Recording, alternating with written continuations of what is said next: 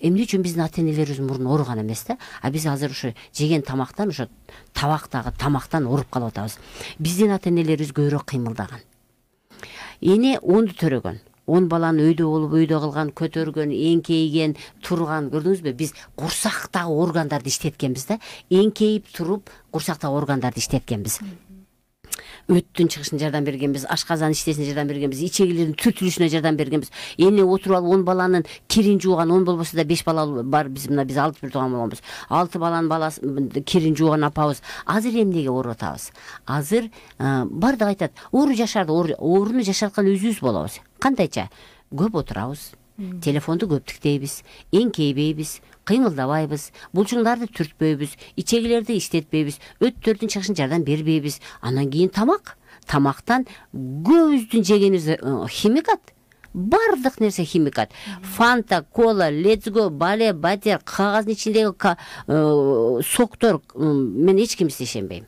Мунун бардыгы компот. Мен буларды ичпейм дагы, ичким да келбейт. Мен 8 жылдан бери буларды ичпейм дагы.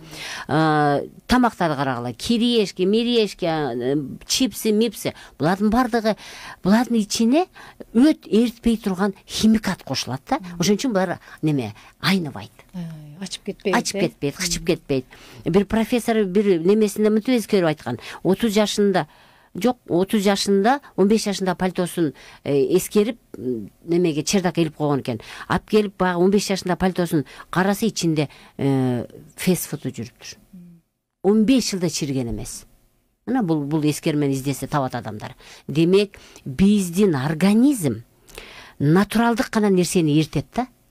Ошондо дагы боор, өт, уйку бездин чыгарган, өздөрүнүн чыгарган соктору, чыгарган ферменттери натуралдык гана нерсени эртет. Илгеркилер натуралдык гана нерсе жеген деп айтып келем любой жерде. Таза сууда жүргөнбүз, таза сууну ичкенбиз, таза сууга өскөн чөптү жегенбиз, таза сууга өскөн малды жегенбиз. Значит, азыр биз химиялашып кеттик да. А химиялашып кеткенде өт эритпейт. Мен профессорум тамашалап мынтип айтат. Ой, мага дейт, фанта түштү дейт. Ичинде мен эритпей турган нерсе бар го деп. Өт сурайт экен да, мейденчи сураса. Анда давай дейт экен. Ичегинин тегерегинде турган бездерге берип кой. Ошол жакта эптеп жогото берсин дейт. А без дагы жок кыла албайт. Безди дагы ичеги шамалдап калган болсо кысып турат. Ошол жерде тура берет да. Мына ошол шлак, ошол токсин мына ооруларга алып келет.